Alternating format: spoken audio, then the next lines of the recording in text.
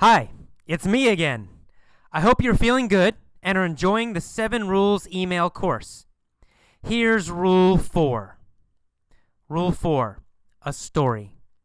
Hyun, a student from Korea, said, "I'm a very serious student. When studying English in Korea, I memorized 50,000 English words for a big test. 50,000! My problem was I couldn't use them. I could pass an English test, but I could not understand native speakers. With Effortless English, I learned to instantly understand English. I learned how to automatically use vocabulary. After 6 months, I could speak easily. I didn't need to think. Thanks so much." Rule 4. Slow, deep learning is best. Hyun learned a lot of words in a short time. Her learning was short and shallow. That's why she quickly forgot the words. That's why she could not use them. The secret to speaking easily is to learn every word and phrase deeply. It's not enough to know a definition. It's not enough to remember for a test. You must put the word deep into your brain. To speak English easily, you must repeat each lesson many times. You must learn English deeply. Learn deeply, speak easily. Learn deeply, speak easily. How do you learn deeply? Easy. Just repeat all lessons or listening many times. For example, if you have an audio book, listen to the first chapter 30 times before you go to the second chapter. You could listen to the first chapter 3 times a day for 10 days. Deep learning of grammar. What about grammar? How do you learn it deeply without studying grammar rules? I'll tell you in the next email. Have a great day. AJ Hogue, Director, www.effortlessenglishclub.com. P.S. Mona Hassan of Palestine wrote, "I downloaded many English lessons, and every day I listen to them 1 hour a day. In short, they're great." ئەمکاتان باش ئازیزان دەست دەکەین بە باسکردنی ڕێسایی ژمارە 4. Hi, Slow, it's me again. دووبارە منم. I hope you are feeling good. هیواخوازم. I hope هیواخوازم.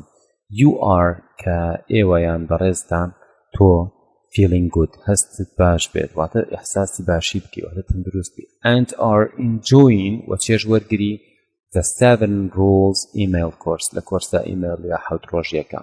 Here is rule 4 ئەمەش ڕێسای 4 rule 4 a story یا ڕێسای 4 چیرۆکێک. Hyun, a student from Korea, Hyun کە خوێندکارێکی خەڵکی کۆریایە said وتی I'm a very serious student. من خوێندکارێکی زۆر جددیم. Serious, جددی. When studying English in Korea, کاتێککە من ئینگلیزیم ئەخوێن لە کۆریا, I memorized لەبەرم کرد 50,000 English words. 50,000 وشەی ئینگلیزی for a big test بۆ تاقیکردنەوەیکی گەورە. 50,000 50,000 My problem was کێشەی من ئەوە بوو I couldn't use them نەمەتوانی بەکاریان بێنم I could pass an English test دەمتوانی دەربچم لە تاقیکردنەوەی ئینگلیزی تستی ئینگلیزی but I could not understand native speakers بەڵام نەمەتوانی تێبکەم understand تێگەشتن native speakers سەکەری ئەستێ With Effortless English لەگەڵ واتە بە پرۆگرامی Effortless English I learned to instantly understand فێر بووم I learned to instantly کە دەست بەجێ understand English لە ئینگلیزی تێبکەم I learned فێر بووم how to automatically کە چۆن بە ئۆتۆماتیکی use vocabulary واتە وشەمانە وشەکان بەکاربێن مفردات after 6 months پاش 6 مانگ after 6 months I could speak easily ئەم توانی بە ئاسانی قسە بکەم I didn't need to think پێویستم بەوە نەبوو بیرکەمەوە thanks so much زۆر سپاس rule 4 ڕێسای 4 slow deep learning is the best is the best يعني باشترینە طبعا ئەڵێن کوانتەکە is best عادەتەن لە زمانی ئینگلیزیە وەکو ڕێسا وایە و زۆر بەشی هەروە قسە ئەکا وا جوانە واش بوترێ کاتێکە پلەی باڵا بەکارێنی veg بخەیتە بەردەمی چونکە پلەی باڵا لەسەروی هەمویانەیە دانەیەکە بۆیە لە زمانی ئینگلیزیە یاسایەکمان هەیە بکرێتە بەردەم هەموو شتێکە تاقانە بێت slow هێواش deep قوڵ واتە فێربوونی قوڵ و هێواش باشترینە فێربوونی قوڵ و هێواش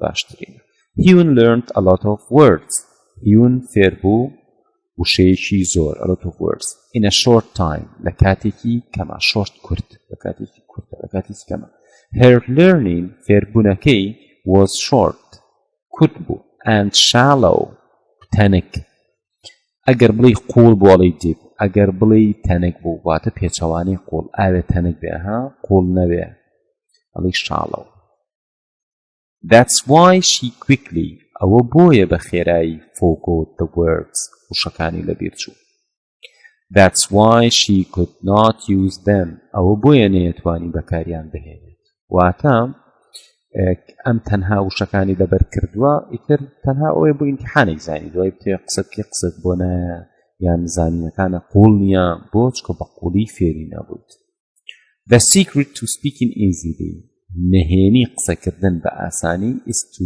learn every word and phrase deeply The secret نهێنی to speaking easily بۆ قسەکردنی بە ئاسانی is aware to learn every word هەموو شێک یان or يعني and phrase هەموو دەستەواژێک deep واتە بە قوڵی فێر It's not enough to know ئەوە بەز نییە enough واتە بەز نییە بەش کافی بەشی پێویست It's not enough to know a definition ئەوە بەز نییە تۆ تەنها پێناسەی شتەکە بزانی پێناسەی وشەکە بزانی It's not enough to remember ئەوەش بەز نییە کە لە بەریکی لەبیرە بمێنێ for a test بۆ کاتی تاقیکردنەوە You must put the word ئەبێت تۆ وشەکە بەریتە deep قوڵایی into your brain قوڵایی نێشکرد To speak English easily بۆ قسەکردنی ئینگلیزی بە ئاسانی You must repeat each lesson You must repeat تۆ دەبێ دووبارەی کەیتەوە each lesson هەروانێک many times چەندین جار You must learn English deeply تۆ دەبێ ئینگلیزی فێربی deeply بە قوڵی Learn deeply بە قوڵی فێر ببە Speak easily بە ئاسانی Learn deeply بە قوڵی فێر بە Speak easily بە ئاسانی قسە بکە How do you learn deeply چۆن بە قوڵی فێر بیت Easy ئاسان يعني ئاسانە بە قوڵی فێر بیت چیەکەی Just repeat all lessons تەنها هەموو وانەکان دووبارە کەرەوە repeatیان کە or listening many times واتە هەموو وانە و هەموو گوێگرتنەکان چەندین جار دووبارە کەرەوە For example بۆ نمونە If you have an audiobook ئەگەر کتێبێکی دەنگیت لایە Listen to the first chapter گوێ لە چاپتەری یەکەم بگرە 30 times 30 جار Before you go to the second chapter پێشەوەی بچی بۆ چاپتەری دووەم You could listen ئەتوانی گوێ بگری To the first chapter 3 times each day ڕۆژی 3 جار گوێ بگری لە چاپتەری یەکەم واتە تۆ کتێبێک چەند چاپتەرێکە هەر چاپتەرێکی ڕۆژی 3 جار گوێ بگری پاش 10 ڕۆژ واتە 30 جار گوێت گرتووە For 10 days بۆ ماوەی 10 ڕۆژ دەڕۆژتر چۆ بۆ چاپتەرەکەی دە دەڕۆژێتی کابچۆ سەر چاپتەرەکەی دە دووسێ کتێبی ئۆدیۆ تەواوکە بە تەواوەتی ئینگلیزەکەتە گۆڕێ دووسێ فیلم تەواوکە بە تەواوەتی ئینگلیزەکەتە گۆڕێ تۆ هەوڵ بە شتەکان بە قوڵی فێر ببە چیرۆکێک تێگەی زۆر چێژی لێ وەرەگری کاتە خەریکی فێربوونی زمانی چیرۆکێک بەحاولم لەگەڵان کردو خۆتمان و کردۆ لەگەلا لی تێگەی ئەمجارە دانیشی گوێ لێگریتەوە جارێکی تر سێرەکەی ئەو چیرۆکە بە 20 دقیقە 10 دقیقە نیو سەعات شتێک جاریکە بۆتە جێڕێتەوە وازانی هەموو دنیای خۆت. Deep learning of grammar فێربوونی قوڵی ڕێزمان واتە چۆن ڕێزمان بە قوڵی فێربین. What about grammar؟ ئەی دەربارە بە ڕێزمان. How do you learn it deeply؟ چۆن بە قوڵی فێریەبی without studying grammar rules بەبێ ئەوەی ڕێساکانی بخوێنیت. I'll tell you پێدەڵێم واتە لە ئایندا in the next email یعنی ئیمەیلی ئایندا پێدەڵێم. Have a great day ڕۆژێکی خۆش.